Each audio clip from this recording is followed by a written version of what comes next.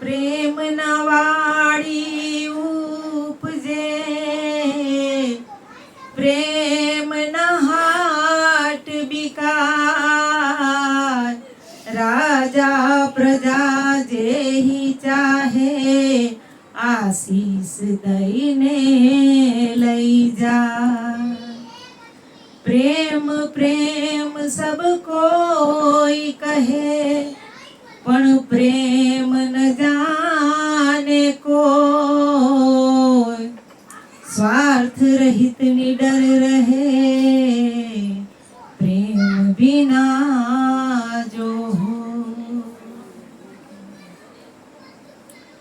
Karma બાયનો આરોગ્ય ખીચડો, Karma બાયનો આરોગ્ય ખીચડો ને વિદુરની ખાધી ભાજી, એઠા બોર સબ રીના ખાધા વાલે 56 ભોગ મેલ્યા ત્યાગી, વાલે 56 ભોગ મેલ્યા ત્યાગી, કે વાલો મારો પ્રેમ ને વસ થયા રાજી, વાલો મારો પ્રેમ ને વસ થયા રાજી। એમાં શું કરે પંડિત ને કાજી, એમાં શું કરે પંડિત ને કાજી, વાલીડો મારો પ્રેમ ને વસ થયા રાજી, વાલો મારો પ્રેમ ને વસ થયા રાજી। કર્માબાઈ હતા ને, એના પ્રેમ ને લઈને ખીચડો ખાવા, વિદુરના ઘરે ભાજી, હેઠા બોલ સબરી ના ખાધા, વાલે 56 ભોગ મેલ્યા ત્યાગી।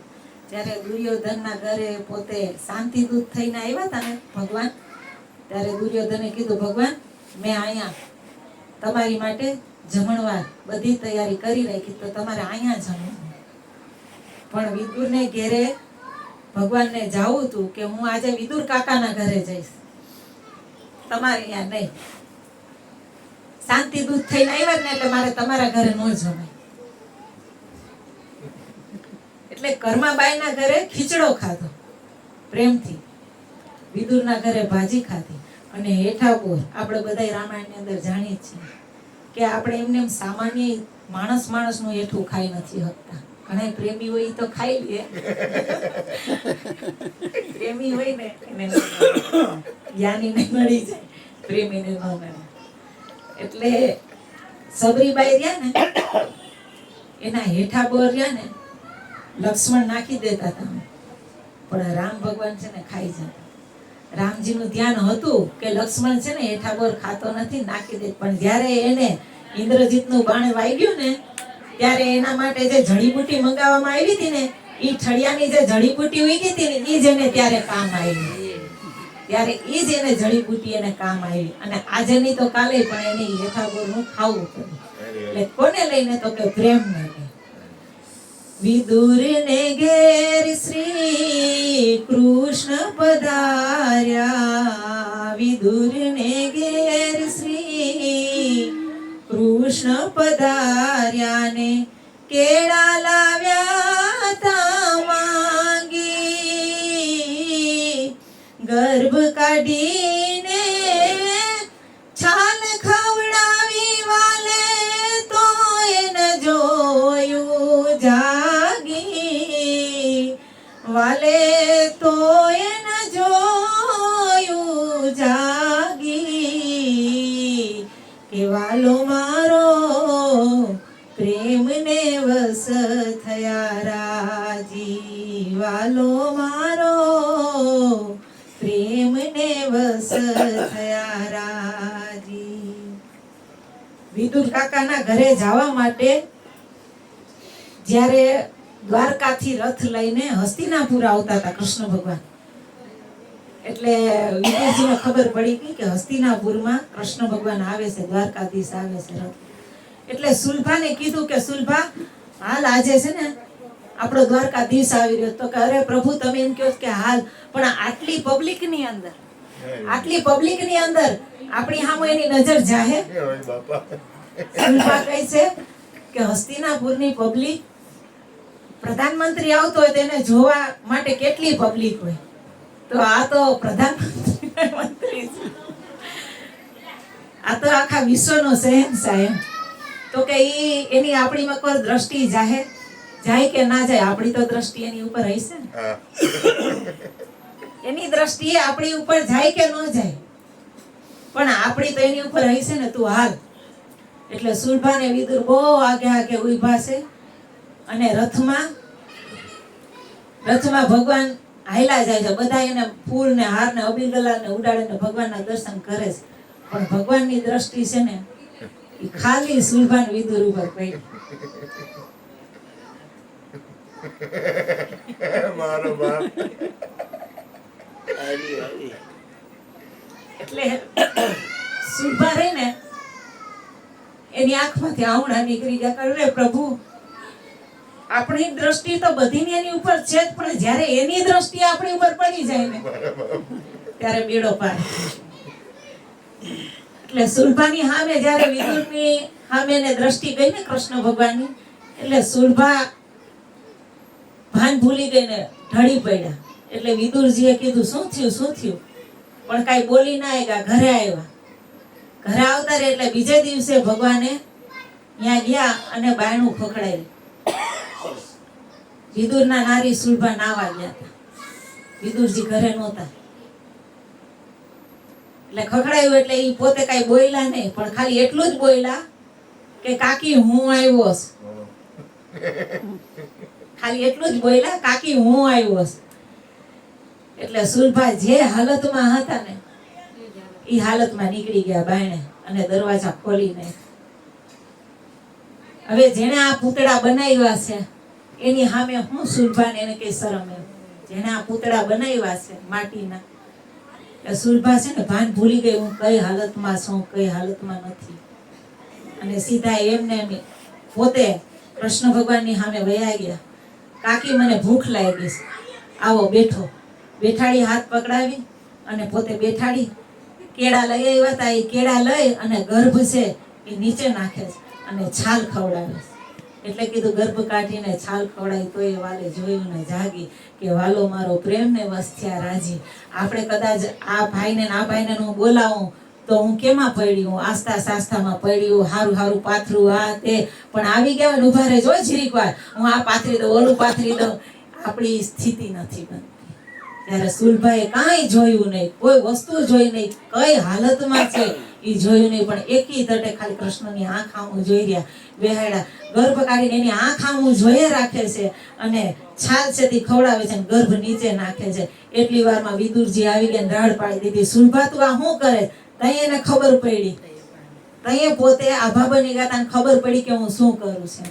એટલે કૃષ્ણ ભગવાન એટલું જ કીધું, કાકા તમે રંગમાં ભંગ નાખ્યો, તમારે કઈ આવવાની જરૂર હતી? હવે જે સ્થિતિ છે એ પાછી સુલભાની બનશે નહીં.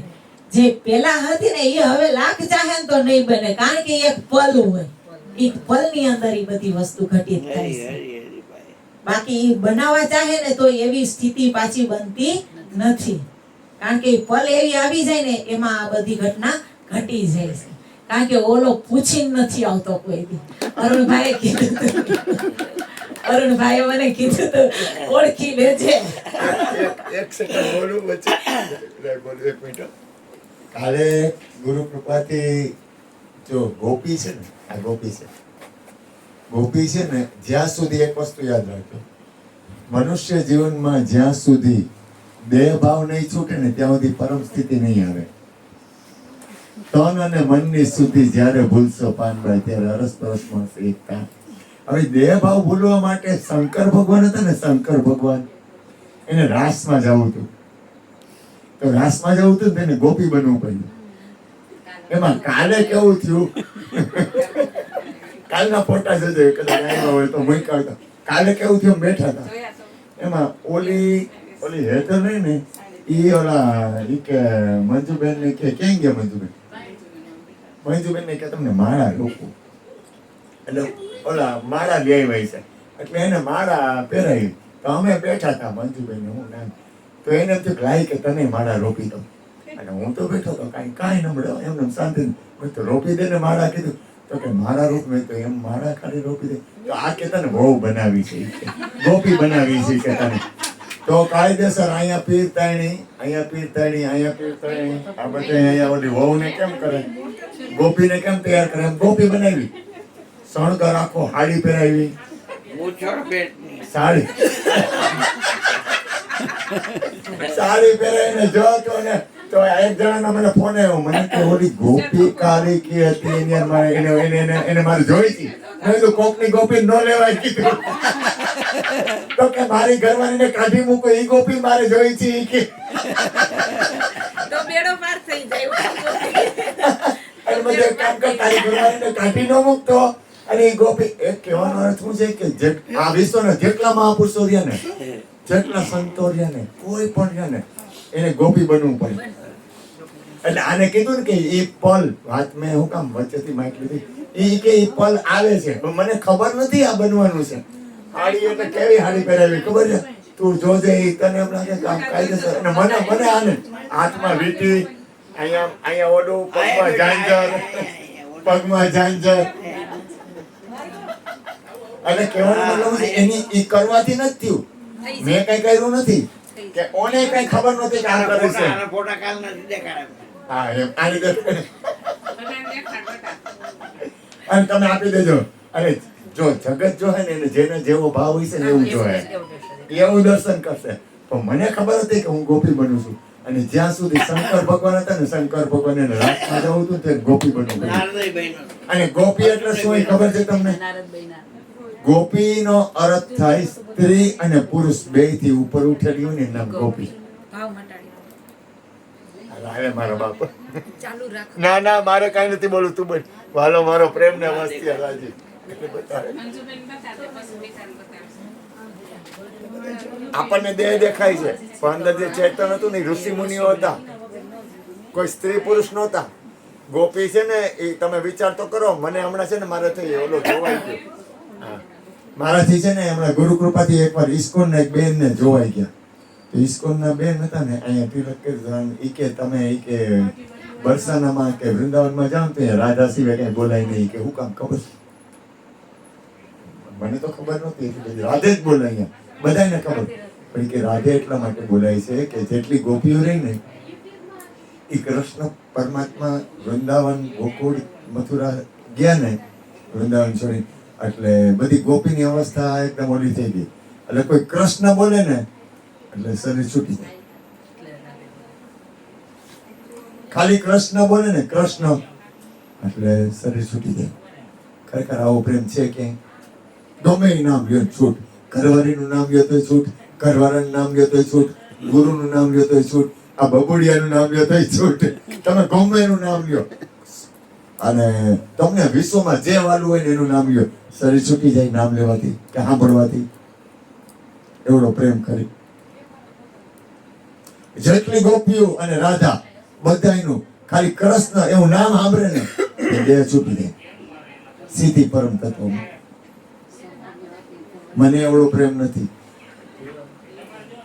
એટલી બધી પરાકાષ્ઠા દેહ છૂટી જાવ અને જ્યાં સુધી દેહ નહીં છૂટે ને શરીર હોવા છતાં એવો મરીને છૂટે એ નહીં ભૂલ ન કરતા મરીને શરીર છૂટે ને એ પાછું બીજે ઘર ગોતે શરીર હોવા છતાં શરીરની દેહાતીત અવસ્થામાં આવી જાય ને એ પૂરું થઈ ગયું એમ કામ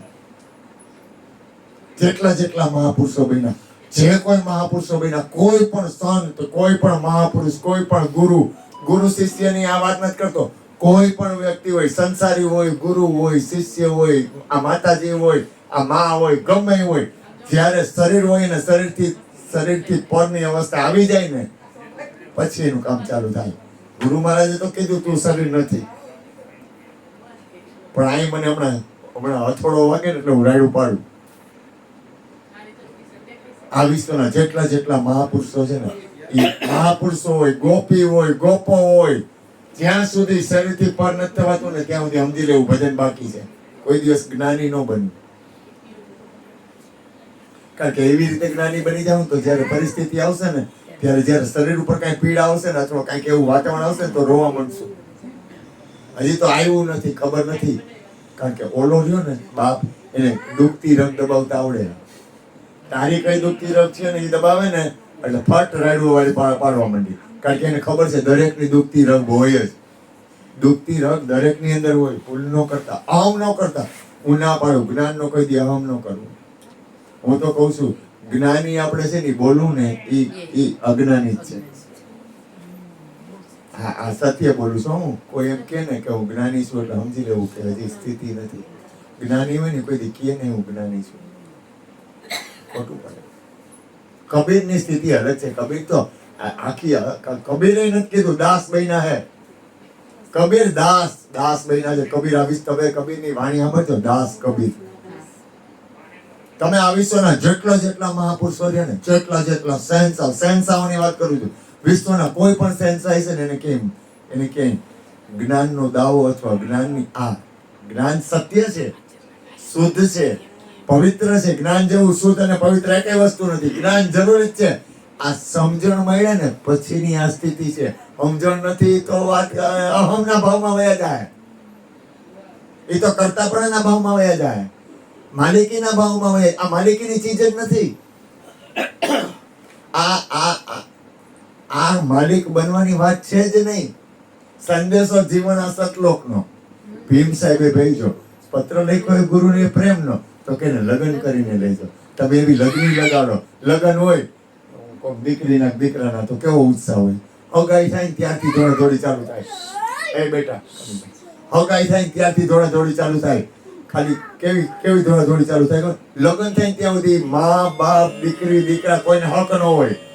એ ચાલુ જ રહે દોડાદોડી. એમ લગ્ન લાગી જાય ને, એમ પરમાત્માની લગ્ન લાગી જાય ને એટલે એની દોડાદોડી ચાલુ જ હોય. ભલે ને કઈ તમે જોજો કાંઈ નહીં હોય. ગરીબમાં ગરીબ માણસ છે ને, ખીચામાં પૈસો નહીં હોય ને તો હગાઈ થાય ત્યારથી દોડાદોડી કરશે. ઓલું લેવું છે, ઓલું લેવું છે, ઓલું કરવું છે, એમાં જવું છે, આમ લેવું છે, આમ કરવું. એ નહીં હોય ને તો એનું થઈ જાય. એમ લગ્ની લાગ્યા વિના પાર નહીં પામું. એમ લગન લાગે ને ત્યારે અંતરની અંદર. અને કબીર સાહેબે કીધું કોઈ દિવસ પ્યાસ છે ને છોડવી નહીં. સમજાય હું શું બોલું છું? ગુરુ કૃપાથી તમારી અંદરની જે પ્યાસ છે ને કોઈ એમ ન કરવું કે પેટ ભરાઈ ગયું. પરમાત્માના નામ ભજન સત્સંગથી કોઈ દિવસ એવો સંતોષ ન રાખો કે હવે આપણું કામ પૂરું થઈ ગયું. જેથી નક્કી કર્યું ને પૂરું થઈ ગયું તેથી અટકી જાઓ. તમે વિકાસ નહીં થાય, આગળ નહીં વધી શકો. હવે આપણે તો બધું પૂરું જ થઈ ગયું ને. આપણે એક પાઠશાળામાં છીએ, સદગુરુના બાળકો છીએ આપણે બધા. આમાં જેટલા રહ્યા ને બધા સદગુરુના બાળકો છે. મારાથી શરૂઆત કરું. હું તો ખોટો, હાવ ખોટો જેમ કહું છું. કારણ કે હું માલિક નહીં કરું. ઓલાએ કીધું તારી બંદગી કબૂલ નથી. કારણ કે એના હાથમાં છે, કોઈના હાથમાં નથી. કોઈ એમ કેમ કે મારા હાથમાં તો નથી, મારે લેવું નથી, લવે નહીં. કારણ કે એક છે ને ઓટોમેટિક સત્તા છે સદગુરુની. એક એવી ઓટોમેટિક સત્તા છે ને એના હાથમાં આખા વિશ્વનો દોર છે. આને હું ગમે એટલો પ્રેમ કરું પણ એને ન આવવું હોય તો મારું ન હાલે. પણ એની સત્તા છે ને એટલી આવશે. એ મને ગમે એટલો પ્રેમ કરે ને આ બોલાવે પણ મારે એની સત્તા હશે તો જ હું જઈ શકીશ. એ મને કે સત્સંગ કરવા આવ તો મારે કેમ જવું? મારા ટાટિયા બંધ કરી દે તો હું કહીશ કે મારા ટાંકી હાવ બંધ છે, ન આવું તો કે કાંઈ વાંધો નહીં લાલાભાઈ, નહીં આવો તો હાલશે. અને હું એને બોલાવું તો કે લાલાભાઈ હાજ છે ને ચીતું કાકા આવવાના. અને હું કહું તને જેમ અનુકૂળ લાગે તો હું અને એ કરી છે કે કોઈ બીજો કરે છે. એક સત્તા ઓટોમેટિક છે, એ આખા વિશ્વનું કંટ્રોલ કરે. આ તો આપણે છે ને હજી છે ને ઓય બાપા, ના મારી માં બોલ મારો બાપ.